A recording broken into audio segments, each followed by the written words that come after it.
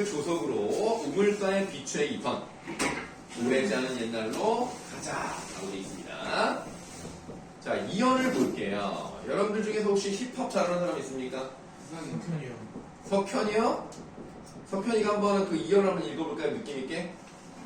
느낌 있게요? 네, 느낌 있게. 느낌 있게. 스럭가리는 무밭사니 스럭 일순들 들려 나오며. 네, 거기까지 읽으시면 되겠습니다. 수스럭거리는 수스바싸이 걸찍 쓰러운 웃음들 이렇게 나오는데 이게 좀 수스럭거린다는 게 뭐냐면 수근수근대 수런거리는인데 왜 굳이 수스럭이라는 말을 썼겠습니까?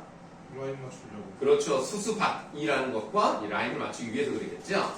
자, 수런거리는 수수밭 사이 걸찍스러운 웃음들 들려 나오며 라고 했으니까 지금까지 읽은 부분에서 나타나는 심상은 뭡니까? 심상. 어? 청각이죠. 그 다음 호미와 바구니를 든 환한 얼굴 그림처럼 나타나다 석양이라고 되어 있습니다. 시각. 네, 시각이죠. 그러니까 옛날에 사람들이 수수밭에서 호미와 바구니를 들고 일을 하고 마무리를 짓고 해가 질 때 서로 웃으면서 행복하게 나오던 그런 모습들에 대해 긍정적인 인식을 가지고 있다 이런 걸 알 수가 있겠습니다. 구슬처럼 흘러가는 냇물가 맨발을 담그고 자 맨발 동그라미 해보세요. 맨발은 단어의 짜임이 어떻게 되어 있는 겁니까? 네, 파생어죠. 맨이라는 접두사와 발이라는 어근이 결합되어 있습니다. 맨이라는 접두사는 아무것도 둘러싸고 있지 않은 이라는 의미를 가지고 있기 때문에 어떠한 걸 상징한다고 보시면 되겠어요? 순수? 그렇죠. 순수함을 상징한다고 보시면 되겠습니다.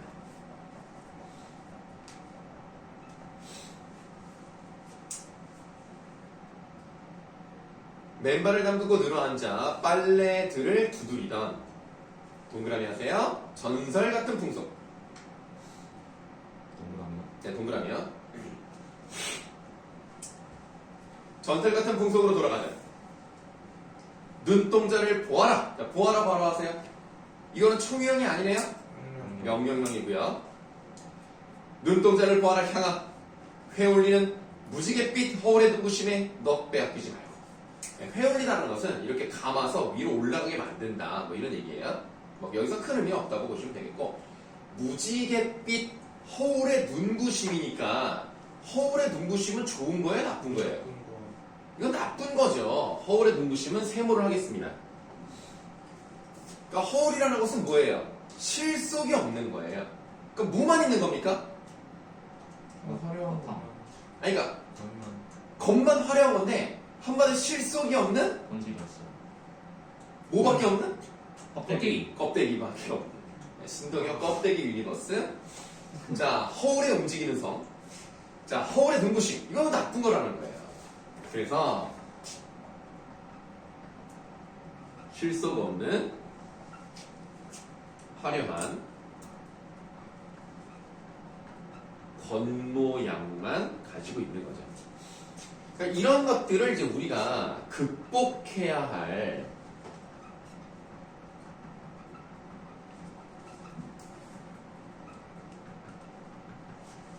현실의 모습이다. 이렇게 생각하시면 되겠습니다.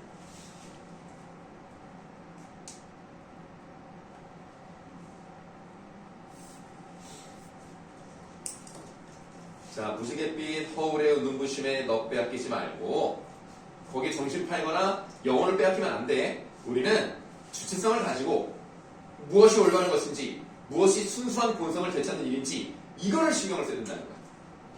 철 따라 푸짐이 두레를 먹다. 사실은 이런 두레를 먹다니라는 말은 뭔지 모를 겁니다. 뭐 설명도 안 돼 있으니까 사실 몰라도 크게 문제가 되지 않습니다. 둘러 앉아 먹던 요 정도예요. 그러니까 사람들끼리 철 따라서 이렇게 제철에 나는 음식들을 이제 같이 먹는다. 이 정도로 보시면 돼요. 푸짐이 두레를 먹던 정자나무 마을. 정자나무 마을 동그라미 하세요. 정자나무 마을로 돌아가자. 미끈덩한 기생충의 생리와 허식에 인이 배기기 전으로. 그럼 기생충의 생리와 허식은 좋은 거 나쁜 거? 나쁜 거. 길쭉하게 세모를 치시면 되겠습니다. 기생충은 뭐 하는 거예요? 안 하는 거네요. 그렇죠. 숙주에 숙주에 이렇게 딱 몸담고 계속 영양분이든 피든 빨아먹는 거 아닙니까? 그러니까 어떤 성격을 좀 나타내는 거야? 자기 스스로 안 해요. 아, 그러니까. 약간 공부 좀 수능적 수동적인. 아니 그게 아니고 남이 어떻게 되느냐 말든 이기적인? 이기적이죠. 이기적이고 그 다음에 허식이니까 그냥 껍데기만 있는 거예요. 그러니까 겉으로만 그럴듯하게 보이는 거거든요. 가식적.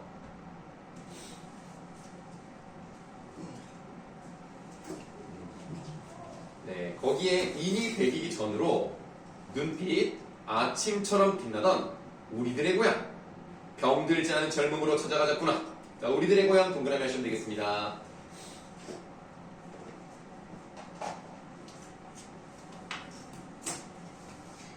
향아 허물어질까 두렵더라. 밑줄 얼굴 생김새 맞지 않는 발돋움에 흉내를 난 그만 내자. 그러니까 얼굴 생김새가 있는데 그것과 맞지 않는 발돋움의 흉내가 이게 발을 이렇게 이제 올려가지고 이렇게 이제 보는 거죠. 아, 뭐 있나, 좋은 거 있나, 아, 나도 저렇게 돼야지. 이런 흉내를 내면 안 된다는 겁니다. 얼굴 생김새에 맞지 않는다는 것은 어떤 의미냐?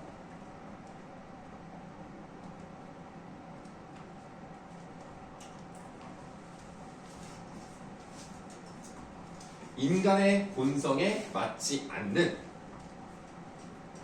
성공과 출세 지향의 삶을 나타내요.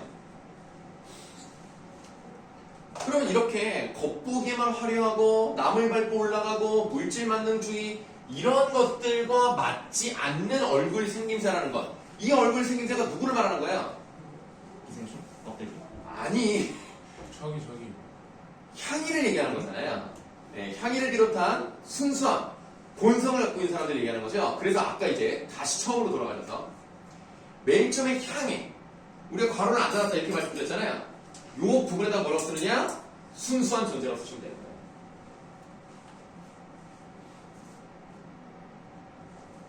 닫아야죠. 자, 이제 닫으면 됩니다.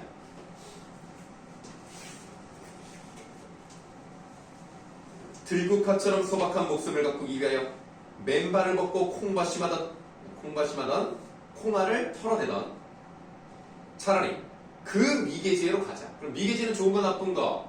좋은 거. 네, 미개 동그라미 하세요. 여기는 이런 것들로 오염되지 않은 아주 순수한 그런 공간을 말합니다. 다리 뜨는 명절밤 비단 치마를 나부끼며 떼지어 춤추던 또 동그라미 하세요. 전설 같은 풍속. 전설 같은 풍속으로 돌아가자. 맹물도 비치는 싱싱한 마음밭으로 돌아가자. 자, 싱싱한 마음밭 동그라미 하시면 되겠습니다. 뭐 전체적인 내용은 어렵지 않습니다.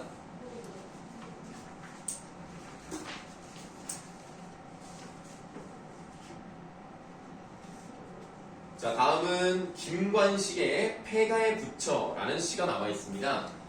이 시는 사실 그렇게 유명한 시가 아니에요. 이 시는 유명하지 않은 사람의 유명하지 않은 시입니다. 앞으로는 여러분들이 보기가 어려운 그런 시긴 한데요. 일단 폐가가 뭔지는 아실 거고, 폐가의 부처라는 말은 이 시적 화자가 폐가를 보면서 어떤 생각을 했을 거 아닙니까? 그 생각을 여기다 썼다. 선생님 붙여놓을 때 이거예요? 이게 이건데요? 왜? 그럼 부처님이죠. 네, 부처가 맞죠? 자, 한번 내용 한번 볼게요. 이거는 별로 쓸 게 없어요. 길을 가다 보니 외딴집 한 채가 비어 있었다.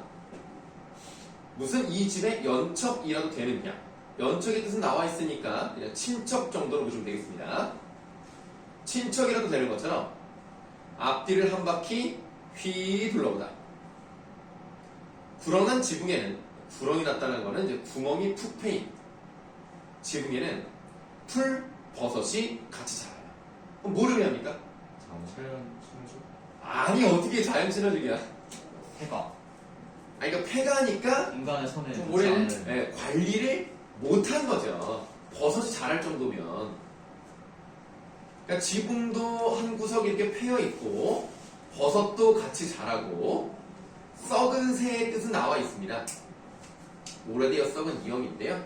이영이라고 하는 것은 우리가 초가집에 지붕을 만들 때 이렇게 이제 볏짚을 이렇게 모아가지고 위에다 쌓는단 말이야. 단단 이렇게 한 단 한 단 이렇게 해가지고 그랬을 때 그 지푸라기 정도로 생각하시면 될 것 같습니다. 이게 썩어 있고요. 추녀 끝엔 박쥐도 와서 달릴 듯하다. 그만큼 을씨년스러운 느낌이에요. 먼지 낀 툇마루엔 진흙 자국만 인 찍혔는데 떨어진 문짝, 찢어진 벽지 틈으로 오늘 찢어진 게 2번 나오네요. 퀴퀴한 냄새가 훅 끼치고 후각적 심상이고 물 이끼 퍼런 바가지 세면 그러니까 관리가 안 되고 있잖아요. 이끼가 껴있다는 것은 사용하지 않은 지 오래됐다는 얘기입니다. 무당개구리 몇 놈이 얼른 숨는다. 자, 우리가 이제 총 3개의 연으로 되어 있는데 여기에서 1연까지 다 봤습니다. 1연까지 내용 대단한 게 없어요. 다만 이제 뭐만 쓰시면 되냐면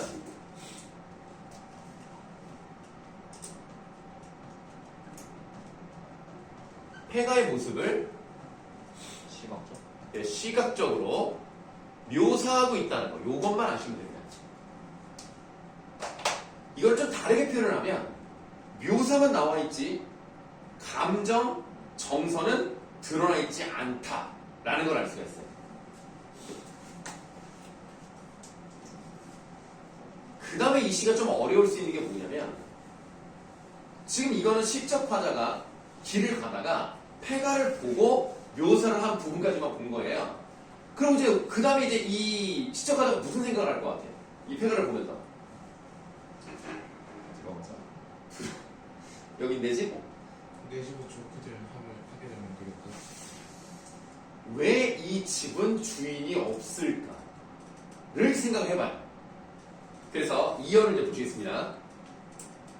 이걸 가지고 마른 강변에 댄소 맵디듯. 자, 댄소가 뭘까요? 마른 강변에 이렇게 황소? 묶거든 소. 황소, 그러니까 소는 많은데 황소를 얘기하는 건 아니고 물 마시라고 준 소. 물소? 아닌데. 그냥 말 그대로 아, 댄소예요. 그냥 말 그대로야 그냥. 구운 소. 그냥 이렇게 그 어디에 대다 이런 거 아니고 묶어주는 거. 아니야 그게 아니야. 아, 그 대다가 그 대다가 소. 어? 물가 있는 소. 더운 소. 불에 데인 소. 뭐고요? 그냥 댄소야 그게. 아까 그렇게 말하지 않아. 구운 소라고. 그건 구운 소라 그랬지. 구운 소는 먹는 거 같잖아. 뭐. 맛있겠다. 예, 불에 데인 소랑 구운 거는 다르죠. 여러분들이 뭐 불에 데웠다고 해서 여러분들이 불에 구운 건 아니잖아요. 달라요. 야, 내가 그때 얘기했나 모르겠네. 니네 황소가 뭔지 알아? 네. 노란색. 내가 얘기했나? 황소가 뭐야? 노란색. 노란 소야? 아니요. 뿔 달린. 아닌데. 뿔 달린 소야? 아니 잠깐만 뭐지 뿔소가. 모르겠는데요. 여기 안 하신 것 같은데. 황소가 말이야 얘들아. 노란색 소도 아니고 뿔 달린 소도 아니고 수컷 소 중에서 다 자란 소를 말하네. 그럼 검은색도 황소예요? 그러니까 검은색이든 빨간색이든 뭐 노란색이든 상관이 없고 다 큰 숫소를 황소라고 하더라고. 깜짝 놀라. 그래서 시카고 불스를 보시면 빨간색 소잖아요. 그게 황소예요. 우리나라에 뭐 소, 생각나는 소 있잖아요. 그게 황소고요. 젖소도 황소예요. 젖소는 저기 젖이 있잖아. 주로 우리가 이제 암컷을 보겠죠? 네, 그러면 암컷이니까 황소는 아니겠죠? 뭐라 도 불러요? 있잖아. 수컷도 있긴 있는데 수컷은 잘 모르겠네. 어쨌든 그걸 이제 홀스타인이라고 하거든요. 걔네들은 황소라고 하는지 잘 모르겠어요. 어쨌든 소는 다 자라면 수컷 소가 다 자라면 황소라고 한다고 하더라고요. 사들을 찾아봤어요. 깜짝 놀랐어. 자, 뭐 어쨌든 이걸 가지고 마른 강변에 불에 데인 소가 날뛰듯 암만 바시되듯. 바시되도는 또 무슨 뜻일까? 바다에도? 바도? 부대껴도. 부대껴도 바시된다. 아무리 바시된다. 좀 움직이는 거 아니에요? 맞아요. 그러니까 쉬지 않고 움직이는 거예요. 암만 쉬지 않고 움직여도 필경 결국에는 먹고 살 도리가 없어요. 누구에 대한 얘기입니까? 속. 아니야. 본인. 자기 얘기가 아니지. 폐가 주인 폐가. 해가지고 폐가의 주인이. 자, 이거를 잘 모르면 이게 해석이 잘 안 돼요. 주체는 폐가의 주인이었습니다. 그러니까 주인이 아무리 열심히 살아도 안 되는 거야. 먹고 사는 문제가 해결되지 않았던 거예요. 그래서 별동지기 천수답과 고라실 톤론이며 놈뱀이 밭다라기 다 버려둔 채 다 버려둔 거야. 그럼 우리가 좀 어려운 말들이 많이 나왔어요. 별동지기 천수답이 뭔지 모르겠어. 고라실 톤론 모르겠어. 놈뱀이도 잘 모르겠고 밭다라기 잘 모르겠어. 하지만 중요한 단어들이 눈에 좀 보이지 않아요? 뭐를 버리고 갔다는 얘기입니까? 집. 아니, 그냥 재산 생활 생활소식. 그러니까 논과 밭을 버리고 갔다 이 얘기 아닙니까? 그것만 아시면 되는 거예요. 자, 천수답이라는 것은 비가 오지 않으면 물이, 그러니까 농사를 지을 수 없을 정도로 메마른 논을 말하는 거예요. 그 답자를 보시면, 한자 답자를 보시면 어떻게 써 있어요? 물 밑에 밥. 물수 밑에 밭전자가 있죠. 여러분, 밭에는 물이 없어요. 배추 심고, 무 심고, 물 없거든요? 근데 논에는 물이 있어야 돼요. 그래서 밭에 물을 대면 논이 되는 겁니다. 그래서 이제 한자가 이렇게 생긴 거예요. 그래서 이게 논 답자고요. 턴논, 고라실 턴논은 또 뭐냐? 일단 논이긴 논인데 고라실은 골짜기에 딸려있는 논, 이게 바로 고라실 턴논입니다. 논대비는 논 구역을 말하고요. 밭다라기는 계단식 밭을 말해요. 그렇게 자기 재산을 다 버리고 간 거야. 왜냐면 먹고 살기가 너무 어려웠거든. 그래서 다 버려둔 채 지게품을 팔고 맞벌이를 하더라도 도회지라야 한다. 일단 도회지가 뭐예요? 도화지. 도화지요? 도라지. 도라지. 다시 돌아와요? 돌아와 주라. 돼지? 아니야. 도화지 아니에요? 아이고 큰일 났네. 도시예요, 도시. 아 그래요? 그러니까 이 사람이 논밭을 다 버려두고 내가 가서 막노동을 하더라도 도시로 가야 먹고 살 수 있겠다. 그래서 농촌을 버리고 도시로 갔다는 얘기예요. 오쟁이 톡톡 털어 이른 아침을 쥐었을 때고 게다가 차 안에서 먹을 보리개떡도 쪘을 테지만 이라고 되어 있습니다. 보리개떡 생각하세요. 보리개떡이 뭘 상징하느냐. 일단 개떡인데 보리가 들어간 개떡이라고 보시면 돼요. 이 사람이 이걸 찐 이유는 뭐예요? 가면이 먹을. 왜? 가면서 먹으려고. 그럼 왜 여기를 떠날 수밖에 없다? 먹고 살기 힘드니까. 그러니까 이 보리개떡을 찔 수밖에 없는 것은 지독한 가난 때문이었겠죠? 자, 지독한 가난. 그리고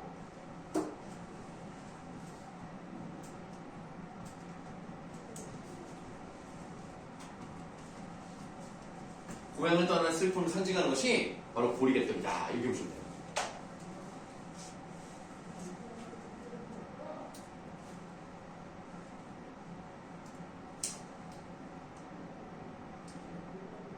자, 보리개떡도 쪘을 테지만 한 번 떠난 뒤 소식이 없고 라고 돼 있으니까 이연이 끝났습니다. 그럼 이연은 시각적으로 묘사하는 부분이 아니에요. 뭐라 그랬죠? 맞아. 폐가 주인.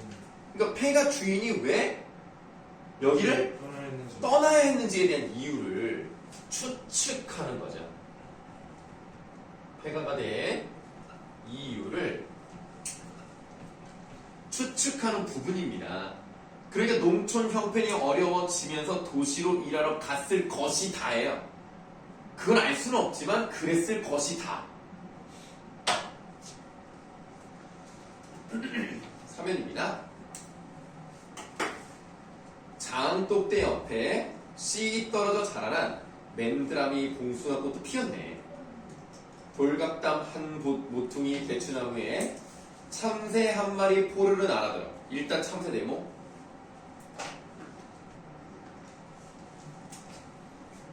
심심파적으로 심심함을 없애려는 모양으로 주인의 후일담을 말해주는 것처럼 저 혼자 제재거리다 말고 간다. 제재.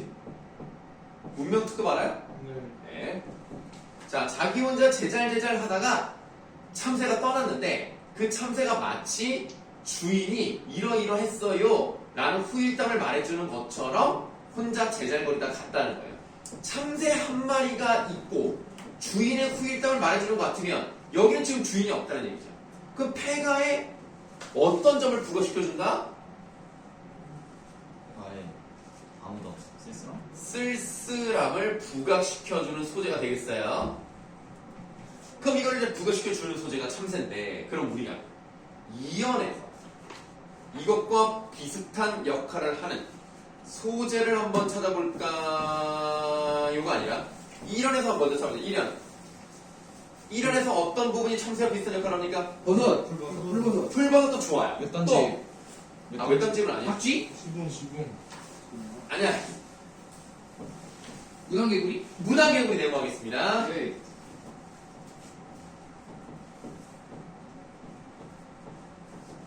그 다음에 3L에서 하나 더 찾아보세요. 아, 아직 거기 안 했습니까? 복숭아꽃. 맨드라미 봉숭아꽃이에요. 복숭아가 아니고. 봉숭. 네, 맨드라미 봉숭아꽃도 내모하시면 되겠습니다. 네, 여러분들이 이렇게 찾으면 되는 거예요. 근데 무당개구리가 왜 쓸쓸함이야? 왜냐면 지금 여기는 관리가 되어 있지 않은 그런 그 바가지에 무당 개구리만 있다는 겁니다. 주인은 없고 관리는 안 되고 얘만 있기 때문에 쓸쓸함 보여주겠습니다. 이렇게 보시면 돼요. 자, 저 혼자 제재거리다 말고 간다. 찌는 말복철. 그러면 계절이 언제예요? 여름. 여름이에요. 저녁 3때. 저녁이라는 시간적 배경으로 나타나 있습니다. 귀창 터지거라. 자, 석현아 다시 한번 마지막 줄 읽어주세요. 느낌 있게. 느낌 있게. 쓰러지는 꿀더라. 아, 뭐 하는 거야? 이게 느낌이 아니라 그냥 말도 듣는 거 아니야? 네. 입이 좀 잘 안 벌어지는 것 같은데? 잠깐만, 저기 태성이가 스페인 리그도 좋아합니까? 라리가요? 네. 네. 아, 그렇습니까? 그럼 스페인어로 한번 해볼래? 저 스페인어 좀 할게요. 저 아는 게 없어요. 오가게 딸. 그 뭐야? 아니, 스페인 느낌으로 읽어달라는 얘기예요. 스페인 끼? 네, 스페인 리그로 읽어볼래? 가자. 어떤 느낌이지? 좀 소리 지르지 않나? 뭐 저 모르겠어. 스페인은 안카라 야, 메시밖에 해봐. 모르는데. 나 몰라. 나 스페인은 이거 어떻게 알아? 나 스페인 안카라 메시밖에 몰라. 자, 합니다. 스라미마 스라레이게 아, 보이따라. 알바를 해볼게요. 알라 이거예요. 네, 스라미 스라레이게 보이따라. 자, 스페인어 중에는 본 적이 한 번밖에 없어가지고. 그래서 스르라미 동그라미 하세요. 근데 스르라미가 뭐야? 뒷줄 하는 거예요? 아니에요. 그러니까 벌레 같긴 해요. 원래. 아, 맞아요. 뭐 벌레긴 벌레인데 바퀴벌레. 부지런히? 이거 들으면 아니라. 메뚜기? 아닙니다. 그렇지. 뱀이. 풀벌레, 매미예요, 매미. 매미. 네, 매미예요.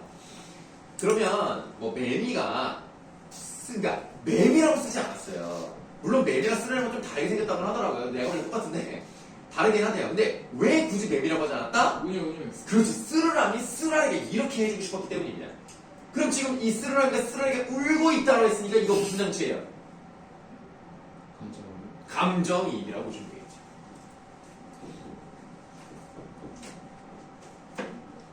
혹시 이거 켜져 있는 거예요? 네, 뭐라고요? 이거 켜져 있는 거예요? 핸드폰? 이거요? 아, 예. 추워요? 아니. 근데 뭐야? 눌렀어요. 아, 그럼 뭐 끄라는 거야? 아니, 그냥 궁금했어요. 자, 이렇게 현대식 6강을 했기 때문에 현대식 6강도 숙제로 나와 있습니다. 네, 졸리면 뭐 언제든 물구나무 생기를 하시면 잠이 좀 깹니다. 너 할 수 있냐? 모르는 거. 저게 기대도 못해? 별로 해본 적이 없는데? 그거 한참 동안 해봤는데. 자, 이렇게 해가지고 6강까지 했습니다. 자, 다음에 뭐가 나왔습니까?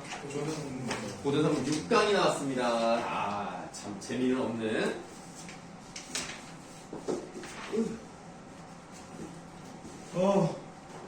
네. 뭐 몇 시에 일어났어? 집에요? 12시. 몇 시간 잤는데? 10시간? 11시간? 아니 잠깐만. 너무 많이 자서 피곤해요. 나는 6시간? 6시간 20분 잤나? 너무 많이 자서 피곤하다고? 20분까지 쓰나요? 그럼 다 해야지. 시간만큼이나 분도 중요하죠.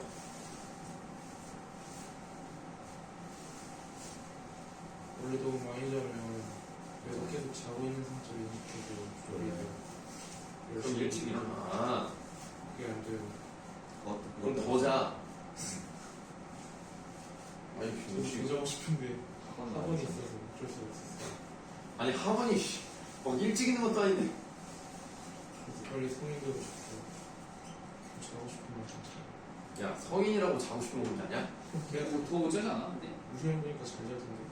그거는 말이 성인이 직장인이 아니잖아. 그냥 시간표를 잘 짜는 거지. 1교시 걸리면 저보다 일찍 일어나잖아. 형은 방학했겠다? 중간했어요. 그러니까. 전 스키 여행 갔어요. 스퀘어가 뭐야? 스키 여행. 아, 그래서 침대를 제가 쓰고 있어서 오늘 와서. 아. 침대가 하나야? 네. 너 아니, 바닥에서 원래? 형이 원래 재수할 때 수능 끝나고 침대를 준다고 했거든요. 근데 수능이 막상 끝나고 보니까 수능 점수가 나오면 준대요. 그러더니 대학 발표가 나면 준대요. 그러더니 1학기 방학하기 전까지 준대요. 아, 그렇게 해서 성인분이네. 형이 빨리 갔으면 좋겠는데. 아니, 그러면, 침대가 하나면 너는 어디서 자?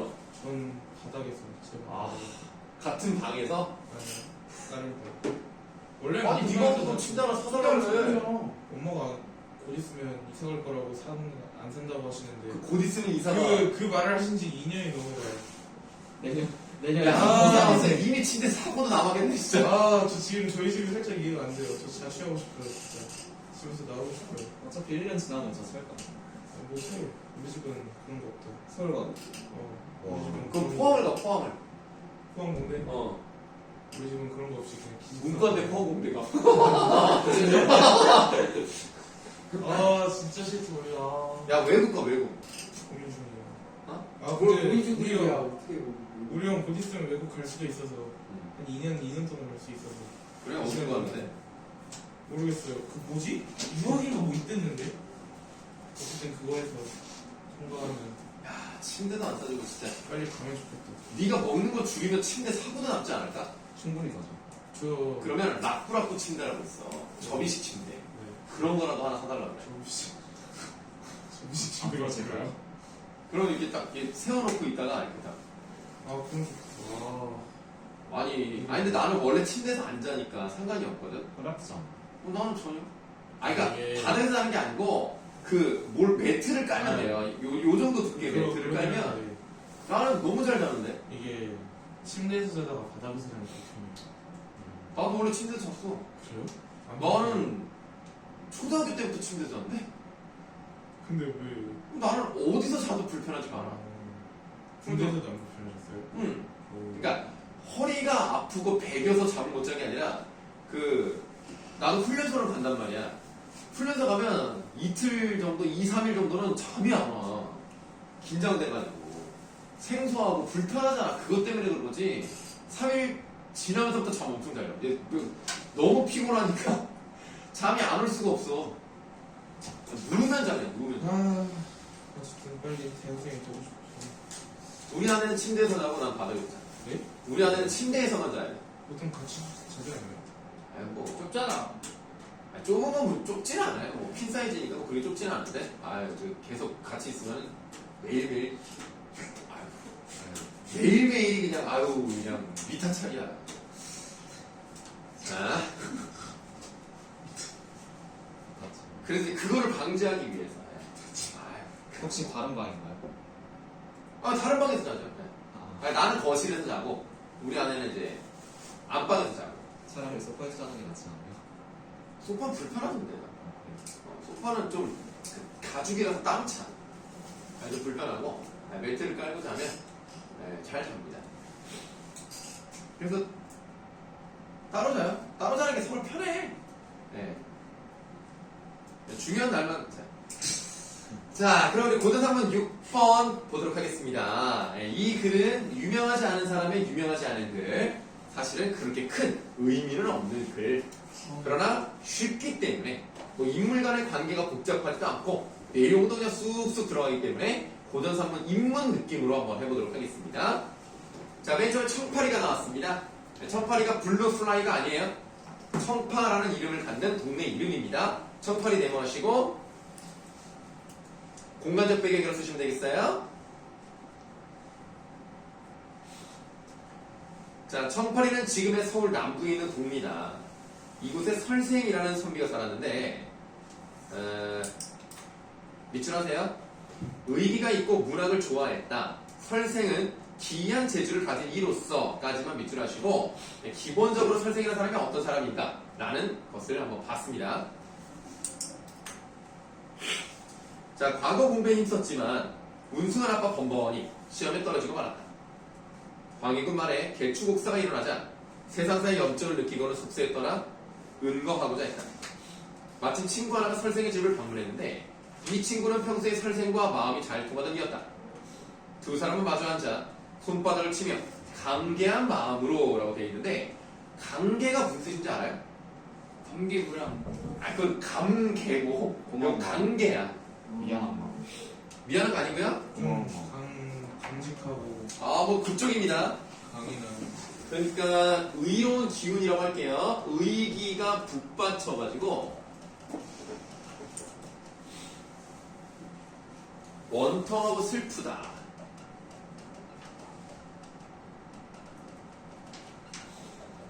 그러니까 지금으로 따지면 지금 대통령이 너무나 잘못하고 있다고 생각하는 거야.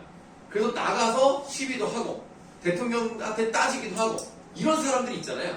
그런 느낌이라고 보시면 돼요. 정치가 잘못되고 있다 뭐 이런 식으로 강개한 마음으로 시사를 논하다가 눈물을 뚝뚝 흘렸다.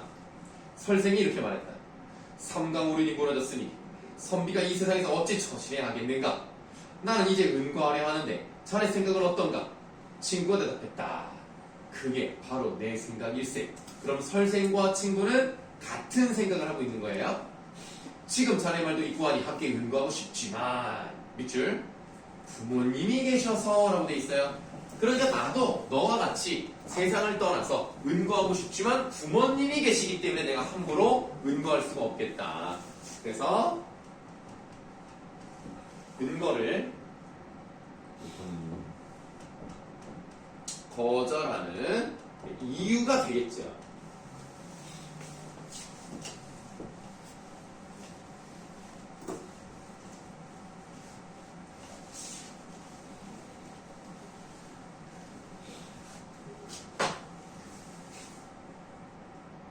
자, 쉽게 허락할 수가 없네. 친구는 작별 인사를 하고 돌아갔다. 중력 부분 줄거리입니다. 한 달 뒤 친구가 찾아와 보니 설생은 훌쩍 사라진 뒤였다. 새 임금이 즉위를 했어요. 누굽니까? 인조죠. 인조 반정을 통해서 이제 새 임금이 즉위를 했고요. 등용되어 승지를 거듭한 친구는 갑술년 어느 봄날 1634년이니까 곧 있으면 무슨 일이 일어나죠? 이모곤란? 병자호란이 일어나죠? 사실은 네, 뭐라 그랬어요? 몰라는. 이모곤란이요? 이모곤란 많이 뒤죠, 많이 뒤죠. 1800 약간 그때니까. 자, 병자호란 전에 뭐 있지 않나요? 어? 병자호란 전에 뭐 있지? 임진왜란. 약간 말고 청이 한번 청이니까 청 되기 전에 청되기 전에 명나라. 명나라 한번 보자. 명나라가 우리를 용나라랑 친하지 않았어? 명나라는 그러니까. 딱히 그러니까 금인가? 금은 고려인데. 모르겠다. 너무 금이 고려야? 뭐야? 금 고려. 원이 고려 아니야? 연나라도 고려고 어. 금나라도 고려해서. 금이 여진이냐? 후금 말하는 거 아니야? 후금? 후금. 후금이 결국 청이 되는 거잖아요. 그러니까 후금이 한국 그 전에 오지 않나요? 청 되기 전에. 없어. 뭐 한게 있던 거 없어. 넘어갑시다. 자, 강원도 관찰사가 되어 영랑호에서 아름다운 풍경을 즐기며 배를 타고 있었다. 이때 멀리서 배를 저어오는 사람이 있었는데 그간 행방을 알 길 없던 설생이었다. 이것 봐봐. 지금 고전서들의 중요한 특징이 나왔죠. 뭐가 뭐? 운명. 운명이 아니 운명이라고 표현하는 게 아니라 사건 전개가 좀 어때요? 뭐네요? 갑자기 딱 그러니까 갑자기 그걸 뭐라 그럴까? 갑자기? 아이씨 우연적 사건적 계절.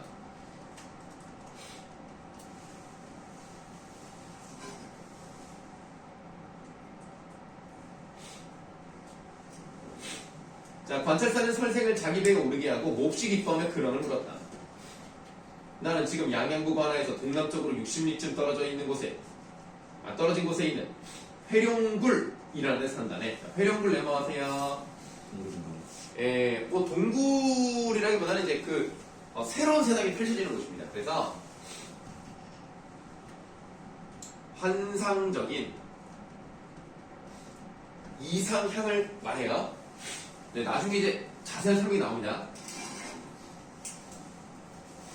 회룡굴이라는 데 산다네. 몹시 외진 곳이라서 속이는 오는 이가 드물어 세상에 알려지지 않았지.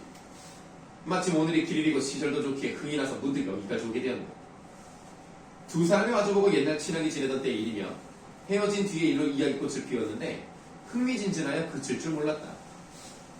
잠시 후 비가 조금 그치면서 바람이 일어 배가 쏜살같이 움직였는데 눈 깜짝할 사이에 앞산을 몇 개나 지났는지 알 수 없었다. 마침내 설생이 일어나 말했다. 내가 사는 곳이 여기서 그리 멀지 않니. 땅으로 걸어가면 수십 리쯤 될 걸세. 순풍이 불면 배를 타고 반나절이면 갔다 올 수 있지. 예전에 나에게 평생 좋은 곳으로 지내며 서로 잊지 말라라고 하였으니 한번 들러주었으면 하네. 관찰사가 좋다고 하고 배를 개축하여 설생과 함께 떠났다. 배가 뉘엿뉘엿 저물어 갈 즈음 육지에 일어났다. 관찰사는 말과 따르는 사람들을 물리치고 종들로 하여금 가만을 매게 하여 숲이 우거진 골짜기로 들어갔다. 험한 길 앞에 꺽쇠. 험한 길을 힘들게 멀리 걸어가니 푸른 벼랑이 우뚝 서 있었다. 저절로 그렇게 깎여 모양이 기기 묘묘했는데 높이가 수십 길은 되어 보였으며 가운데가 벌어져 있었다. 벼랑을 둘러싸고 좌우로 콸콸 물이 쏟아지며 물과 바위가 부딪는 소리가 메아리 쳤다. 벼랑 앞에는 문이 하나 있었는데 회룡굴이라고 쓰여 있었다. 문 앞으로는 돌길이 구불구불 오른쪽으로 가파르게 나 있었는데 좁고 험해 새들이나 다닐 수 있을 것처럼 보였다. 받아보시면 이게 지금 우리가 일반적인 현실에서 보기 어려운 그런 묘사가 되어 있습니다. 그래서 여기는 속세에서 동떨어진 신비로운 공간이구나.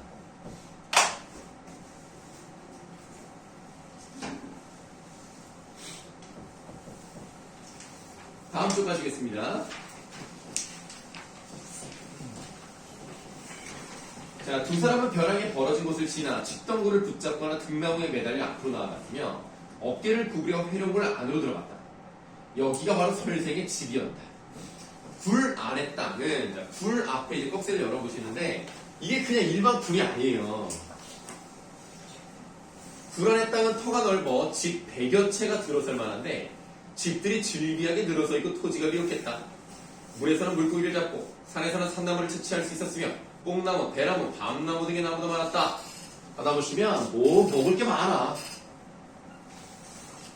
풍요로운 이상적 공간이라는 것을 알 수가 있죠.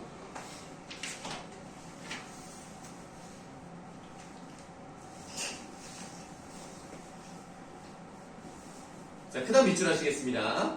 아마도 옛사람이 일컫던 도원이나 귤주가 바로 이런 곳이리라는 생각이 들었다. 이거 누구의 생각이에요? 저기 하자. 친구. 관찰사의 생각이에요. 친구예요. 그러니까 이게 서술자의 생각이 아닙니다. 여기에 온 친구인 관찰사의 생각이에요. 설생이 관찰사를 인도해 마루 위에 오르게 하고는 아이를 불러 이렇게 말했다. 채소를 담아내거라. 관찰사가 먹어보니 맛이 담박하면서도 달아. 속세의 음식 맛과는 전혀 딴판이었다. 이윽고 두 사람은 아름다운 나무그들 안에 앉아있기도 하고 물가에서 고기를 잡기도 하고 숲속을 거닐기도 하고 연못가를 산보하기도 했다. 그 다음 밑줄. 물고기와 새들은 사람을 두려워하지 않았어. 자연과 인간의 조화가 이루어져 있죠?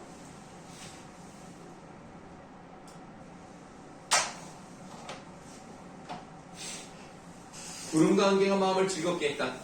산봉우리와 수석의 괴이하고 웅장한 모습이 사랑스럽고도 볼만하여 아침 저녁으로 천만 가지 변화무쌍한 모습을 보여주니 샘을 자르는 사람이라도 그 모습이 몇 가지로 변하는지 헤아릴 수 없을 지경이었다. 관찰사는 기쁜 마음에 돌아갈 것을 잊고 그 며칠을 그곳에 머물렀다. 관찰사가 마침내 터널 차비를 하고 작별 인사를 하며 설생에게 농담을 건넸다. 산수가 맑고 기이한 곳에 사는 것이야 은자들이 본래 그렇다지만 자네는 집도 이렇게 부유하니 요 부유하다는 것은 세속적으로 돈이 많다는 의미는 아니에요. 자연에서 얻을 수 있는 것들이 많다. 요 정도 의미라고 보시면 되겠습니다. 산속에 살면서 어찌 이렇게까지 될 수 있단 말인가? 설생이 웃으며 말했다. 내가 논일며 오가는 곳은 여기뿐이 아닐세. 세상을 벗어나 살게 된 뒤로는 내키는 대로 산수를 유람하며 다니는 것을 몹시 좋아해서 하루도 안 다닌 적이 없지. 서쪽으로는 속리산의 기이한 경치를 찾고 북쪽으로는 묘향산의 아름다운 풍경을 보았으며 남쪽으로는 가야산에 오르고 지리산을 넘었어. 우리나라 산천 중 기이하고 빼어나다는 소문이 나는 곳이라면 그 절반은 가보았을 걸세. 그러다 마음에 맞는 곳, 마음의 앞에 꺽쇠. 마음에 맞는 곳을 만나면 풀을 베어 집을 짓고 산비탈을 깎아 밭을 만들었지. 그렇게 2년도 살고 3년도 살다가 실증이 나면 또 다른 곳으로 옮겨가 살았어. 받아오시면 특정 장소에 얽매이지 않아요. 자, 얽매이지 않고 자유롭게 유랑하는 삶을 살고 있습니다.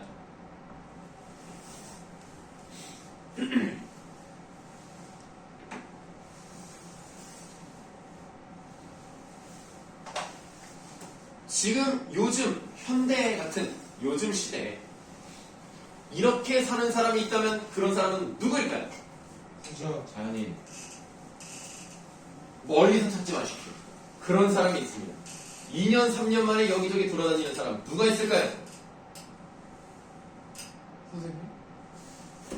여기에 있습니다. 아, 2학원 중학원. 아니야, 나 여기서만 지금 2015년부터 있었어. 여기 지금 5, 6, 7, 8, 9, 10, 11, 12 횟수로 8년째야. 속세를 벗어나셨네요. 여기가 속세지.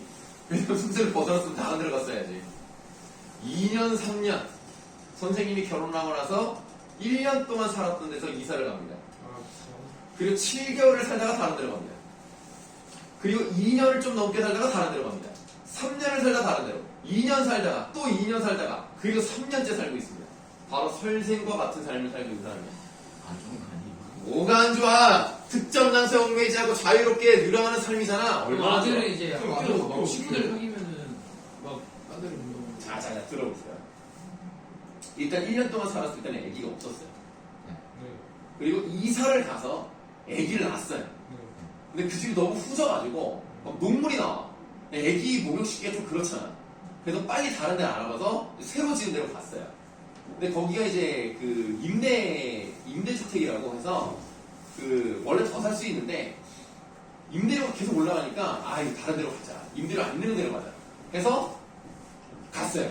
글로 가면서부터 우리가 이제 어린이집을 그 좀 이제 뭐랄까 좀 번듯한 어린이집 있잖아. 그 가정 아파트 뭐 이런 데 있는 데 말고 단독으로 돼 있는 거기를 이제 다녀요. 거기서 이제 친구 좀 사귀고 유치원을 가지 않습니까? 유치원이 그 단봉 초등학교 병설 유치원에 합격을 해요. 추첨이니까. 그래서 당첨이 돼서 거기를 또 1년을 다니고 그 다음에 그 단봉 초등학교 데를 또 6년을 다녀요. 그리고 이제 거기서 이제 차를 타고 가긴 가야 되지만 이제 마전중학교를 다닙니다. 그러니까 사실은 이사는 많이 갔지만 계속 거기서 주변? 네, 계속 거기서만 돌고 있어요. 네, 그래서 자꾸 집주인이 자꾸 나가래. 계약을 그만하는 거야. 나가래. 그래서 우리는 원래 자유롭게 유랑하는 사람이기 때문에 그럼 좋다 콜 해가지고 이제 여기저기 막 떠돌아다니 그런 삶을 살고 있습니다. 어디 매이지 않아요. 뭐 매이지 않는 매이지라는 건 없어요. 돈이 많으신가요? 네? 돈이 많으신가요? 돈이 너무 많은데 그런 거 있잖아요. 집을 사면 거기에 매여야 되잖아요. 그게 싫어서 내가 그냥 전세로 사는 거예요. 전세로 살면 좋은 점, 재산세를 내지 않습니다. 그리고 보일러가 고장났다? 집주인한테 고쳐달라고 하면 됩니다. 얼마나 좋습니다. 부동산 수수료만 내면 됩니다. 부단 수수료 막 70만원, 80만원씩 해요. 이사 비용 내면 됩니다. 한 100만원 정도 생각하면 돼요. 네, 그렇게 많이 내면 돼요. 네, 2년에 한 번씩, 3년에 한 번씩. 너무 돈이 많아. 그냥 쓸데가 없어요. 거기 부동산 업계를 내가 살려주고 있네, 진짜 내가. 이삿짐 업체. 내가 살려주고 있는 거야. 우리나라의 경제를 내가 이 보이지 않는 손으로 내가 경제를 살리고 있다. 알겠냐? 내가 이렇게 하기 때문에 여러분들이 학원을 다닐 수 있는 거예요. 아시겠죠?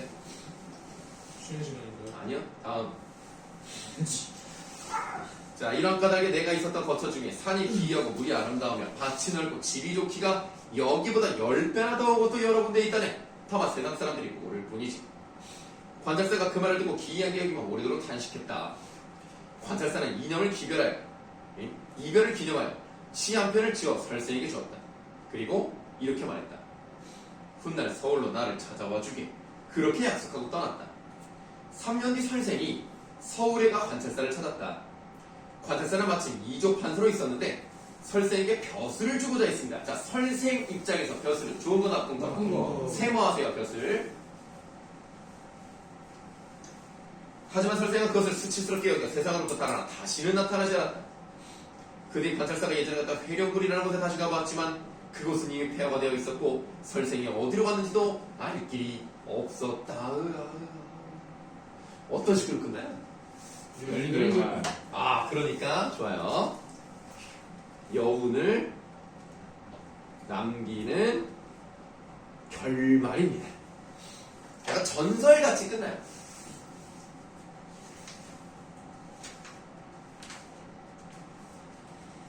쉬는 시간. 그래서 말씀